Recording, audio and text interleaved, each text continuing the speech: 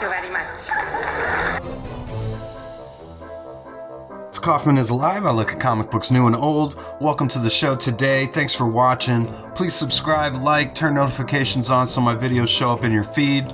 Please check me out on X and Instagram as well, at Kaufman is Alive. Today I'm looking at a new comic book, Absolute Batman number 10 by Scott Snyder and Nick Dragotta. There's been a lot of hype surrounding this book in the first 10 issues so far. I really feel like Absolute Batman has swallowed up all the hype that Batman Hush 2 first had. And I did just do a review of the most recent issue of the Jim Lee, Jeff Loeb joint Hush 2 Batman number 161. This is the fourth part of that issue. And I thought it'd be kind of interesting to compare these two books a little bit at this point.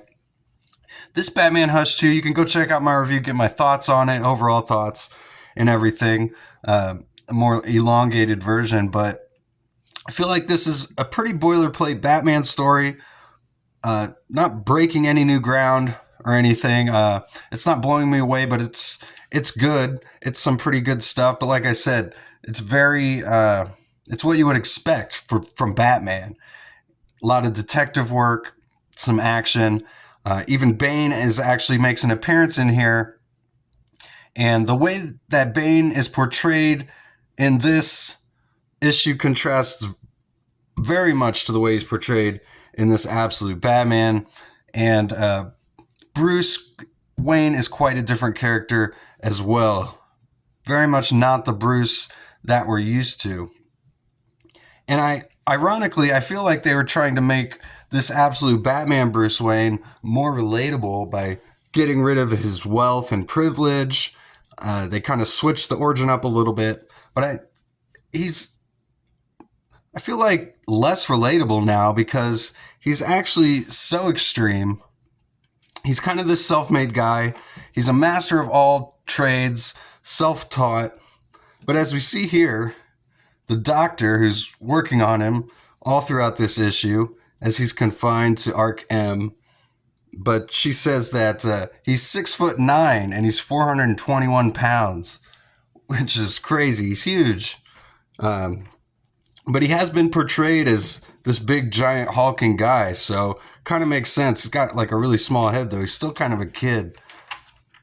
Just really interesting that the way Bruce is being portrayed, I feel like. Because like I said, I feel like they're trying to make him more relatable, but I think he's actually less relatable now than the original Bruce Wayne. So, great double splash page here on the title page. They've been having all these really cool, creepy double splash pages on the title page on every single issue. So, this is Abomination Part 2. And if you look closely, this is actually Killer Croc in a giant, looks like he's in an incubation egg or something.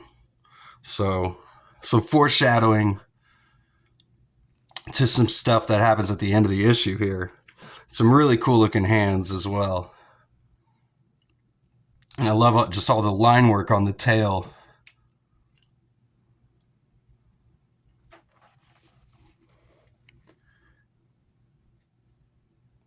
And we find out later in this issue, they've actually stripped Bruce Wayne of everything that he had on him. And they found all sorts of things like hidden inside of him, but there's just one little thing they didn't find that he had trapped underneath his mouth. And when I was reading this page, it just gave me the willies, him pulling this little pin out of his mouth here and the blood coming out of it there. I like how there's no words or anything on this page too. There's nothing needed, but a real like Saw vibe. This whole issue feels very much like a horror comic, less than a superhero comic. But in this story here, he's being trapped by Bane in the Arc M prison. And Bruce keeps trying to escape. And we learned throughout the issue that they actually want him to escape so that Bane can keep coming after him.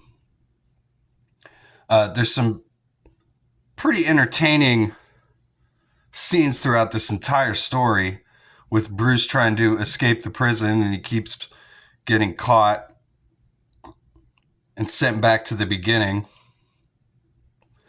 This scene's funny here. The way they show him running, he's almost like Tom Cruise running there. Or it almost looks like a cartoon character, Bugs Bunny style, running there.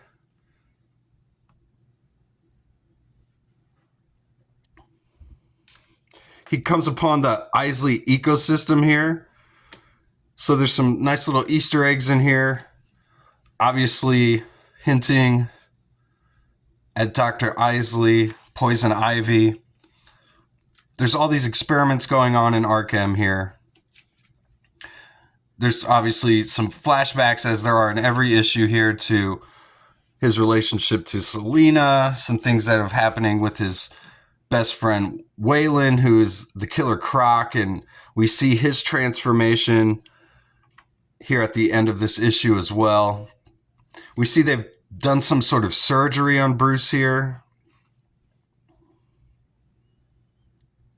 It says he's managed to survive the full cycle, unlike all 26 subjects before him. While there were multiple instances when staff believed he would expire, especially during his craniotomy and subsequent brainstem insertion, 27 continually recovered. As of this recording, sutures and grafts are all holding. His vitals are stable. 27's body is ready. And he's like the 27th test subject, so they keep calling him 27. And here they drop his suit down to him. They actually give him back his costume along with all of his weapons here. And he puts the costume back on him. We get this great splash page here. No text needed. It pretty much speaks for itself. And the bat symbol here, he can actually pull it off of his chest, and it's this giant axe, as we see here.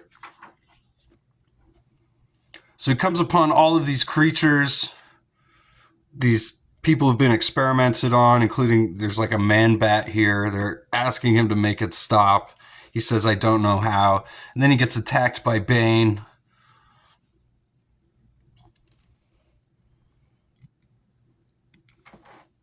But Bane throws Batman into this glass structure, which I think was Bruce's plan all along, which releases this giant crocodile creature who we find out is Bruce's friend Waylon.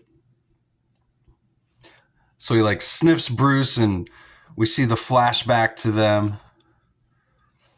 Just like in all the other previous issues, I really love the really small panels. There's like some interesting page layouts that you don't normally get. But I really like this one of the Killer Croc eating these two scientists here. Those are some cool panels. Then we get the money shot double splash page with Batman riding Killer Croc here. I really like the way he's got these like human, creepy looking hands.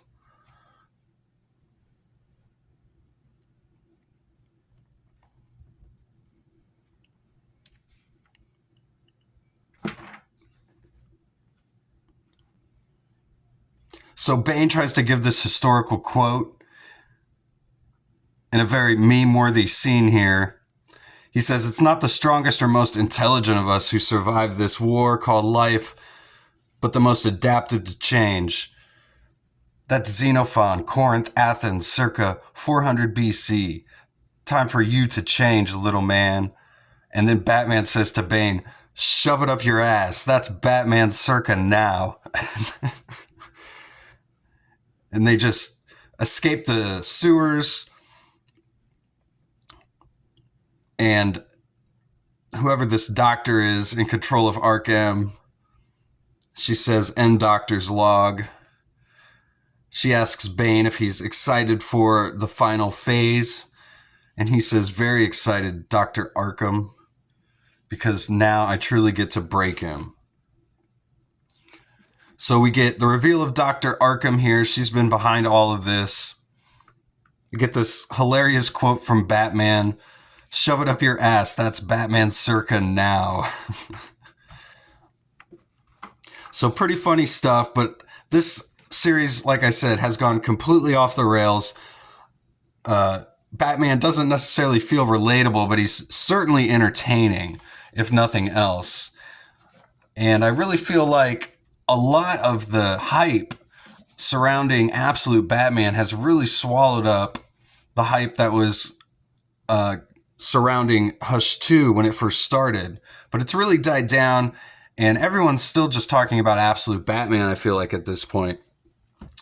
This series is pretty crazy. It's not your daddy's Batman, that's for sure. But let me know what you guys think in the comments. I've seen some pretty divisive opinions about this issue already. And I find that interesting because I feel like this series has been pretty much unanimously loved up to this point. But this specific issue, for some reason, has some people thinking twice about this issue. So again, let me know what you guys think in the comments. And I'll see you guys on the next one. Go read comics.